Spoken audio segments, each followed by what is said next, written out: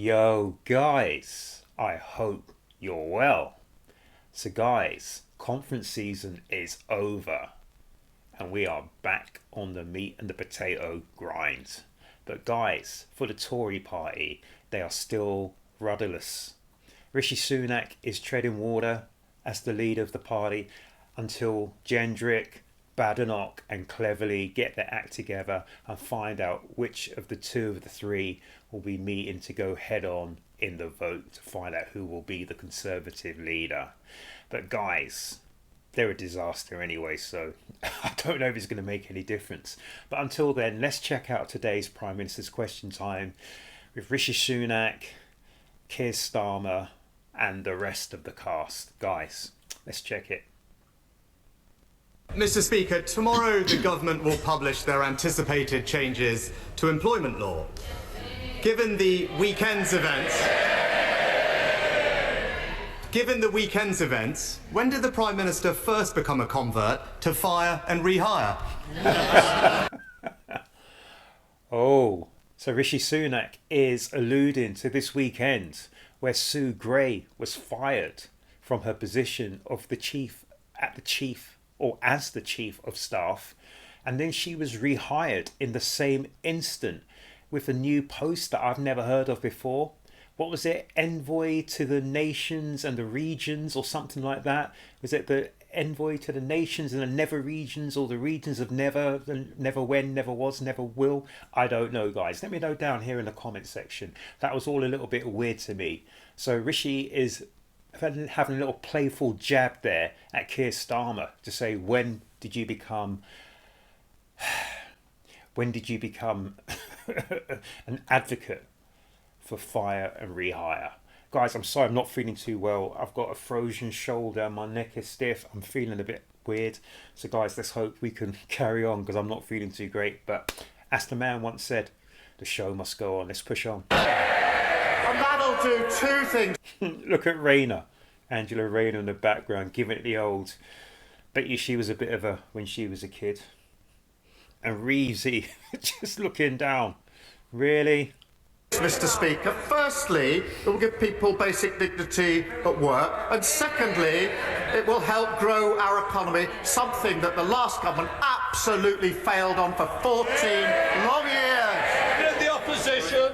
Well, Mr. Speaker, when he talks about security at work, once again, it's one rule for him and another rule for everyone else. But I know that not everything or everyone has survived his first 100 days in government. Sue Gray. So can he confirm that when he promised not to raise income tax, national insurance or VAT, that commitment applies to both employer and employee? Income tax, national insurance and VAT.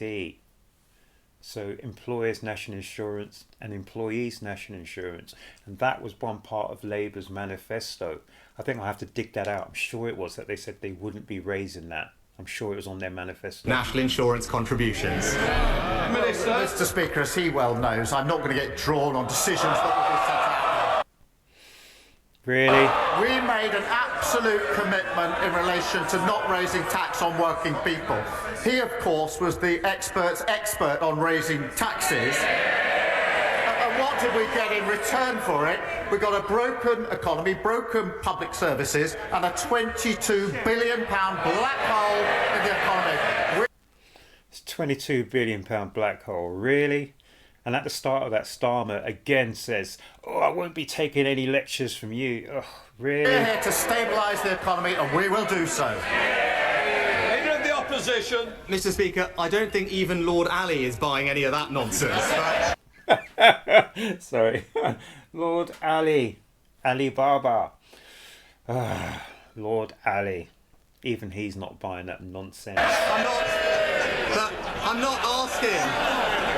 Mr. Speaker, I'm not asking about the budget. I'm asking specifically. I'm asking specifically about the promise he made. So he's asking specifically about the promise that's in Labour's manifesto that they wouldn't be raising national insurance contributions for employee or employer. That's on the manifesto, and that's what he's asking. And then we roll back to Lord Ali and Keir Starmer. Bert and Ernie, anyone? Anyone? Bert and Ernie, anyone? Anyone? Anyone? The British people. So let me ask him again, just to clarify his own promise. Does his commitment not to raise national insurance apply to both employee and employer national insurance contributions? We set out our promises in our manifesto. We return with a huge majority to change Bragging again. the country for the better. And I stick to my promises in the manifesto. But I notice it's question 3. Oh, he just said he sticks to his promises in the manifesto. I'm going to look at that, people. Really? And it hasn't yet welcomed the investment into this country. We've had in recent months £8 billion from Amazon for jobs across the country, £10 billion from Blackstone's jobs across the North East, £22 billion on carbon capture jobs in the North East and the North West, 500 million, Mr. Speaker, for UK buses in Northern Ireland. While we're investing in our economy, what are they doing? They're arguing about whether to scrap maternity pay. Leader of the Opposition. Mr. Speaker, I'm very happy to welcome investments that this government negotiated, but when it comes to his answer on tax, Mr. Speaker, businesses across the country would have found his answer just about as reassuring as Sue Gray did when he promised to protect her job. Mr. Speaker. So let me turn. It's no wonder confidence is plummeting on his watch, which he didn't mention. But turning to another commitment, before the election, his Chancellor said changing the debt target in the fiscal rules would be tantamount to fiddling the figures. So, old Reevesy here, she's changed the debt target because I think I heard this morning that they're looking to borrow a lot more and they're changing the way they're going to be looking at it and entering it into the books. So is this a bit of fiddling the books? I know it's not fiddling the books, but they're changing the goalposts and how they're going to record everything. So I think Labour are looking to borrow a lot more than they said they would. So it's not what it was said on the manifesto, is it, people? Does he still agree with the Chancellor? Prime Minister. This is literally the man who was in charge of the economy. 14 years they crashed the economy. And what did they leave? A £22 billion black hole. £22 billion, blah, blah, blah. Just sound like a broken record, man.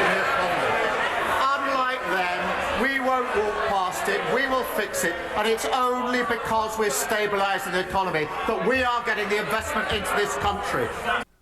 We are getting the investment to this country. But I still notice he hasn't really talked about that investment. We're powering ahead with clean British energy. We're changing the rules to build 1.5 million homes and return. So when he talks about British energy, I'm hearing conflicting stories that the British energy, and I think it's all going to be based up in Aberdeen, up in the northeast of Scotland, that it's not going to generate anything that would be useful for this country. I might be wrong. Let me know down here in the comment section. So what is this British energy that he's talking about? What is it going to generate? What revenue is it going to create? Let me know down here in the comment section, because I'm hearing conflicting stories, people. Turning railways to public ownership, and they've got nothing to say about any of this. Prime Minister. Mr. Speaker, on debt, we left them the second lowest debt in the G7, Mr. Speaker. And as the Institute of Fiscal Studies have said... Order. I will hear the Leader of the Opposition, Rishi. So there's 650 MPs, or however many of them are here in the Commons for this PMQs. They just sound like a rabble, don't they? Just not much intelligent speak, just a rabble. All just there like bully boys and bully girls, and not much between their ears, people. Mr. Speaker, as the Institute of Fiscal Studies have said, it's hard to escape the suspicion that the government is attracted to this change because it would allow for significantly more borrowing. That's what I was hearing. So Rishi Sunak is saying they're looking to change how they declare it and how they record everything, because then it will be able to, the government will be able to borrow significantly more, as he's just said, which doesn't really tie up and tally with what they said in their manifesto. Now, his Chancellor previously said that this change, and I quote her words, would be fiddling the figures. Fiddling the figures. Rachel Reeves, step up to the plate and let us know. So it is a simple question. Does he still agree with the Chancellor? Prime Minister. I see it's back to his old script. They've never had it so good. That didn't work so well at the election plan. Might be time to change that. I'm not going to get drawn on issues for the... I'm not going to get drawn on issues. You can't lecture me. I'm not going to take a lecture from you. just as he wouldn't when he was standing at this dispatch box. But meanwhile, we're investing, we're building the NHS fit for the future, back on its feet, better opportunities for young people and protections at work. After 14 years of Tory failure, we're giving the country its future back. And that's the difference that Labour delivers. Mr. Speaker, it is clear he's opened the door to raising employer national insurance contributions, including on pensions, and fiddling the figures that he can borrow more. And he talks about what he's achieved. Well, economic confidence is plummeting, growth is now stalling, and the UK's borrowing costs are rising on his watch, Mr. Speaker. Wow. So the energy there I just saw from Rishi Sunak should have been the energy that was used many weeks and maybe months ago. And it's just a shame that the Tories are all over the place right now. As I said, who is it? Badenoch, Gendrick, Cleverly. Who knows who's going to be the leader of the Conservative Party? No one knows. It's going to be quite a bit of time before we find out who's going to lead that party. So at the moment, it looks like the Tory ship is kind of rudderless. We've got a person at the helm, Sunak, who will be basically gone or in the background very shortly. And it's just a shame right now because Labour are implementing a lot of areas that, well, they need or should have been challenged well before they were implemented, especially on the pickpocketing the pensioners, etc. So it's just a shame at the minute that Labour have got their huge majority and they've also got a weakened, wounded, almost down and out Conservative shadow party who really isn't doing much in my eyes. So Labour have got a free rein to go ahead and do what they please. And to be honest with you, I'm going to say once again, as Prime Minister Keir Starmer, I cannot believe he is able to get out of bed every morning, look at himself in the mirror every morning and come into work with all of the allegations, the rumours, the gifts, the freebies and everything he's been, basically perks of the job that he's been accepting and taking.